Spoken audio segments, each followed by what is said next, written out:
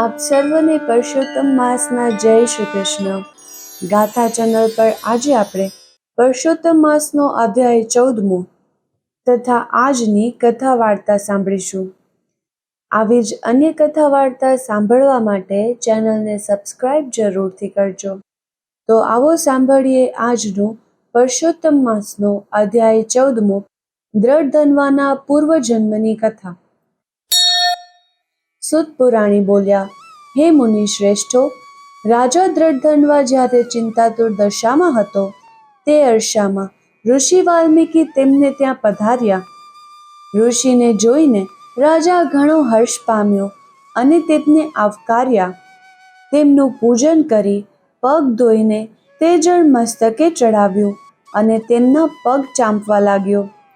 ત્રિકાળ જ્ઞાની એવા ઋષિ વાલ્મીકીએ રાજાને તેની ઉદાસીનું કારણ પૂછતા રાજાએ જંગલમાં બનેલી બધી ઘટના કહી સંભળાવી. પોપટનો કહેવાનો અર્થ શું છે તે પણ પૂછ્યું. ઉપરાંત તેમણે જણાવ્યું, મારી પાસે રાજ્ય છે, ઉત્તમ સંતાનો છે, સુલક્ષણા પત્ની છે, હાથી, ઘોડા, રથ આદિ અઢળક સમૃદ્ધિ છે. આ બધું મને કયા પુણ્યના આધારે મળ્યું તે વિશે જણાવો તો મારા ઉપર ઘણી કૃપા થશે. આ જાણવા મારું મન ઘણા સમયથી બેચેન બન્યું છે. દ્રઢધન્વાની આવી વાણી સાંભળી ઋષિ વાલ્મીકી ધ્યાનમગ્ન બન્યા. થોડીવાર પછી રાજાને ઉદ્દેશીને બોલ્યા, હે રાજન, તું પૂર્વજન્મમાં દ્રાવિડ દેશમાં બ્રાહ્મણ કુટુંબમાં જન્મ્યો હતો. તારું નામ સુદેવ હતું. તે વખતે અગ્નિહોત્રાદિ યજ્ઞો કરી શ્રીહરિને પ્રસન્ન કર્યા હતા. તું ધાર્મિક વૃત્તિવાળો, વેદ ધ્યાન કરનારો, સંતોષી અને વિષ્ણુ પરાયણ હતો. તારી પત્નીનું નામ ગૌતમી હતું. તે પતિવ્રતા સ્ત્રી હતી. તમને કોઈ સંતાન ન હોવાથી તું દુઃખી થતો અને આ બાબત તે પત્ની સમક્ષ કરી હતી. ગૌતમી જ્ઞાની હતી. તેણે તને આશ્વાસન આપતા કહ્યું, તમે વિદ્વાન છો, સંતાનની લાલસા રાખી શા માટે દુઃખી થાવ છો? જો સદભાગ્ય પુત્ર હોય તો કુળને તારે છે, પરંતુ જો કુપુત્ર હોય તો જીવન વિસ્મય બનાવી દે છે, કુળને કલંક લાગે છે. માટે મારું કહેવું છે કે ચિંતા છોડી તમે શ્રી હરિનું ભક્તિપૂર્વક આરાધન કરો. તે તમારી ચિંતા દૂર કરશે.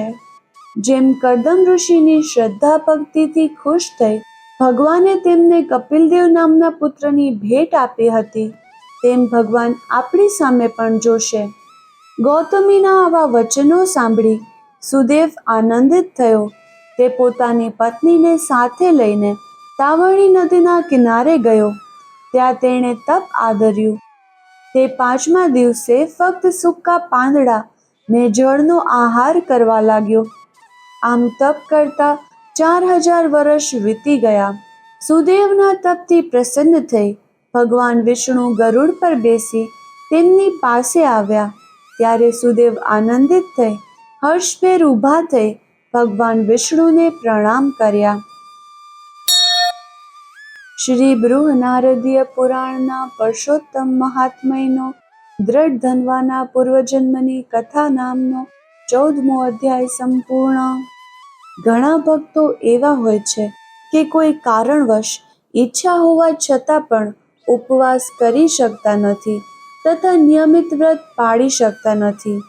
તેઓએ આ અધિક માસનું ઉત્તમ ફળ મેળવવા શું કરવું જોઈએ તે આજની મૌન વ્રતની કથા પરથી જાણીએ. પરંતુ તે પહેલાં જો તમને વિડીયો પસંદ આવતો હોય તો વિડીયોના અંતમાં કમેન્ટમાં જય શ્રી કૃષ્ણ અવશ્યથી લખજો અને બીજા શ્રદ્ધાળુઓને શેર કરજો. આવો સાંભળીએ આજની મૌન વ્રતની કથા. અવંતીમાં એક પવિત્ર અને વિદ્વાન બ્રાહ્મણ રહેતો હતો. તેનું નામ ધર્મદાસ હતું. ખરેખર તે હંમેશ ધર્મમય જીવન ગાળતો હતો. તેને જીવનના ઘણા વર્ષો તપમાં ગાળવાથી તેની ખ્યાતિ તપસ્વી તરીકે થતી હતી. વારંવાર તપ કરવાથી ધર્મદાસનું શરીર દુર્બળ અને કૃશ થઈ ગયું હતું. અને હવે તેની ઉંમર 70 વર્ષની થઈ હતી. એવામાં પરસોત્તમ માસ આવ્યો. ધર્મદાસ પરસોત્તમ વ્રતનો મહિમા જાણતો હતો, તેથી તેણે પરસોત્તમ માસનું વ્રત કરવાનું નક્કી કર્યું. વ્રતના પહેલા દિવસે તે પ્રાતઃકાળમાં ઉઠીને નદીએ સ્નાન કરવા ગયો. વ્રત નિયમ મુજબ તેણે કાંઠાગોરમાનું પૂજન કર્યું, કથા વાર્તા સાંભળી અને બ્રાહ્મણોને યથાશક્તિ દાન આપી પોતાના મુકામે આવી પહોંચ્યા. 70 વર્ષની ઉંમરે આટલું ચાલતા તે થાકી ગયો હતો. ઉપરાંત તેણે ઉપવાસ કર્યો હોવાથી તેના શરીરમાં અશક્તિ આવી ગઈ હતી. બીજા દિવસે તે સ્નાન કરવા નદીએ ગયો. ગઈકાલ કરતાં આજે તેને તકલીફ વધુ પડી. બીજા દિવસનો ઉપવાસ તેને વસમો લાગ્યો. તેનો જીવ ગભરાવા લાગ્યો. તે વિચારવા લાગ્યો, બીજા દિવસના ઉપવાસે મારી આવી હાલત થઈ ગઈ છે, તે આખો મહિનો કેમ ખેંચાશે? પણ સંકલ્પ કરેલો, તેથી જો નિયમ ભંગ કરે તો દોષમાં પડે. એના દુર્બળ શરીરથી હવે ઉપવાસ થઈ શકે તેમ ન હતું, પરંતુ ધર્મ પ્રત્યે અડગ આસ્થા હતી. એ શરીરથી ભલે ભાંગી પડ્યો હોય, પણ મન ઘણું મજબૂત હતું. દિવસ દરમિયાન અને મોડી રાત સુધી ધર્મદાસ જાગતો રહ્યો અને પુરુષોત્તમ ભગવાનનું નામ સ્મરણ કરતો રહ્યો. મોડી રાતે તેને ઊંઘ આવી. સપનામાં તેને પુરુષોત્તમ ભગવાનના દર્શન થયા. તે બોલ્યા, હે ભક્ત, તારાથી ન થઈ શકે એવું વ્રત તે લીધું છે. 2 દિવસના ઉપવાસથી તારા હોશ કોશ ઉડી ગયા છે. આથી તારાથી ટકી રહેવું મુશ્કેલ છે. વ્રત સંકલ્પ કરીને ભાંગવો તેમાં દોષ છે, પણ તારો મજબૂત સંકલ્પ જોઈ તારું વ્રત જળવાઈ રહે એવો રસ્તો બતાવવા આવ્યો છું. આ પુરુષોત્તમ માસમાં જે મૌન પાળે તે ખાય તો પણ તેને ઉપવાસનું ફળ મળે છે. માટે તું મૌન વ્રત લે. આખો દિવસ મૌન વ્રત રાખ. આમ ધર્મદાસને ઉપાય બતાવી ભગવાન અંતર્ધ્યાન થઈ ગયા. સપનું પૂરું થતાં ધર્મદાસ જાગી ગયો. તેણે તે જ પળે મૌન વ્રત ધારણ કરી લીધું. ત્રીજે દિવસે તે મહાપરાણે લાકડીના ટેકા વડે નદીએ સ્નાન કરી આવ્યો. ઘેર આવ્યા પછી ભોજન લીધું. ભોજન લીધા પછી તેના શરીરમાં કંઈક શક્તિનો સંચાર થયો. તેણે આખો દિવસ મૌન વ્રત રાખી પુરુષોત્તમ ભગવાનનું નામ સ્મરણ ચાલુ રાખ્યું. શરીરમાં શક્તિનો સંચાર થતાં તેનું મનોબળ વધુ દ્રઢ થયું. આ રીતે આખા પુરુષોત્તમ માસનું વ્રત પૂરું કર્યું. તેણે વ્રતનું ઉજવણું પોતાની શક્તિ પ્રમાણે કર્યું. ધર્મદાસની શ્રદ્ધાપૂર્વકની ભક્તિથી પુરુષોત્તમ ભગવાન તેના ઉપર પ્રસન્ન થયા અને પ્રગટ થઈને કહેવા લાગ્યા, હે વિપ્ર, તારી ઈચ્છા હોય તે માંગી લે, હું તારા ઉપર પ્રસન્ન થયો છું. ધર્મદાસ કહે, હે પુરુષોત્તમ ભગવાન, તમે મારા ઉપર અનહદ કૃપા કરીને દર્શન આપ્યા છે. મારે કોઈ ભૌતિક સંપત્તિ જોઈતી નથી, પણ મારા હાથે દુઃખી માણસોનું કલ્યાણ થાય તેટલા માટે તમે મને તમારી ભક્તિ સાથે શક્તિ આપો. મને એટલું બળ આપો કે હું તન મન ધનથી દરેક જીવની સેવા કરું. છેલ્લે મારો વૈકુંઠ વાસ થાય તેમ કરો. તથાસ્તુ કહી પુરુષોત્તમ ભગવાન અદૃશ્ય થઈ ગયા. ધર્મદાસ મૌન વ્રત પાળવાથી ભગવાનની પૂર્ણ પ્રસન્નતા પામ્યો હતો. તેને મૌન વ્રતનું મહત્વ સમજાયું હતું. હવે તેણે પોતાની કથાઓમાં મૌન વ્રતનો મહિમા સમજાવવા માંડ્યો.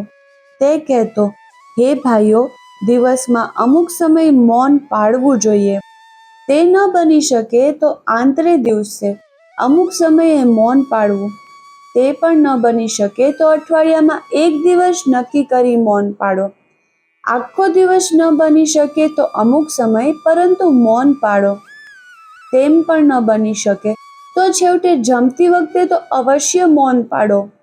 આનાથી તમને અનેક પ્રકારના લાભ થશે. 12 વર્ષ સુધી જે મૌન પાળે છે તેને વચન સિદ્ધિ પ્રાપ્ત થાય છે. મૌન વ્રત રાખવાથી ભગવાન પ્રસન્ન થાય છે. દિવસે દિવસે ધર્મદાસની સમૃદ્ધિ વધતી ગઈ. 70 વર્ષની ઉંમરે પણ તેણે ધર્મના ઝરણા વહેતા મૂકી દીધા. ઠેર ઠેર સદા વ્રતો બંધાવ્યા, ગૌશાળા અને ધર્મશાળાઓ બાંધી, અન્નદાન વસ્ત્ર દાન કર્યા. તે રાત દિવસ ધર્મ કાર્યમાં ડૂબેલો રહેતો. આમ મૌન વ્રતના પ્રતાપે અને શ્રી પુરુષોત્તમ ભગવાનની અડગ શ્રદ્ધા ભક્તિના કારણે ધર્મદાસ વૈકુંઠ પામ્યો. ન બોલ્યામાં 9 ગુણ, બોલીએ બિગડી જાય. મૌન તણો મહિમા ઘણો, પ્રભુ પ્રસન્ન થાય. બોલીએ શ્રી પુરુષોત્તમ ભગવાનની જય.